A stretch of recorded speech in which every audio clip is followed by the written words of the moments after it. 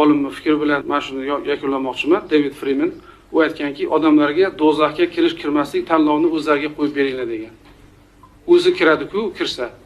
Bu juda katta olimlar bekordan aytmagan. Bu jamiyat rivojlanishi uchun katta ahamiyatga ega bo'lgan narsalar. Shuning uchun o'zini diniy o'lchovlari, o'zini uydagi ana qarashlari bilan jamiyatga biz o'lchov qo'yishga yo'l qo'ymaymiz. Chunki qonun bor.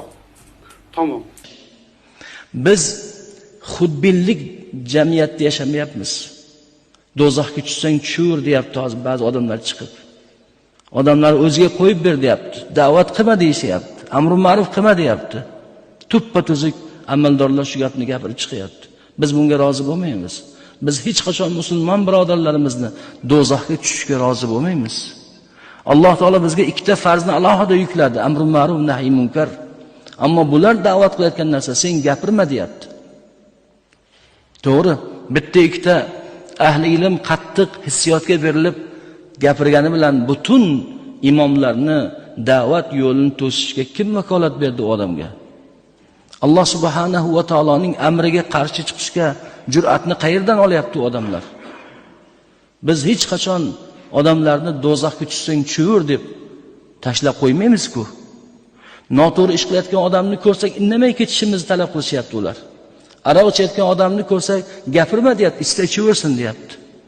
Zino qilayotganni ko'rsang ishing bo'lmasin, o'zi qilyapti-ku qilsa deyapti. Shuni bizdan talab qilyapti. Bunday jamiyat rasvo jamiyat bo'ladi. Biz xohlagan, biz oldimizga maqsad qo'ygan, davlat rahbarining siyosati asoslangan, ko'zlangan jamiyat bu kishilik jamiyati. Odamlar bir-biriga yordam berish kerak bo'lgan, yaxshilikda ulashgan, yomonlikdan qaytarilgan bir jamiyat bo'ladi. Hech qachon xudbin, egoist bir jamiyat qurmaymiz va unga rozi bo'lmaymiz. Shuning uchun amr ma'ruf nahy munkar bo'ladi. Nima uchun bo'lmasa, o'tirib hozir meni gapimni eshityapsiz. Sizda hech kim majbur qilmayapti. Qalbingizdagi iymon, islomga bo'lgan targ'ib yoki rag'bat mana shu narsa sizni bu joyga ushlab turibdi. Rasulullohning sunnatlariga ergashish, ilm olishga bo'lgan rag'bat sizni bu yerda ushlab turibdi. Boshqa narsa emas. Xuddi mana shu narsaga qarshi chiqish bo'lyapti yuqoridagi gaplar. Albatta u bir odamning, bir amaldorning gapi. O'ylamang bu davlatning siyosati. Bizning davlatimiz siyosati unday siyosat emas.